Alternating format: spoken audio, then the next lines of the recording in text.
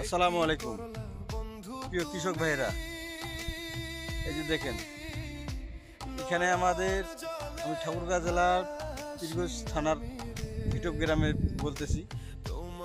এই যে আমাদের এখানে একটা ডারা আছে, বিশাল বড় ডারা, এই যে পাহাড়গুলো দেখেন।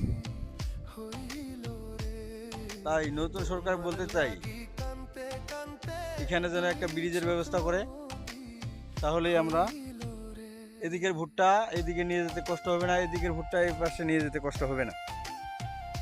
তাহলে আমরা কৃষকরা লাভবান হইতে পারবো। আর এই গ্রামটা একটা ঝিলমিলি শহর রূপে রূপান্তরিত করতে পারবো।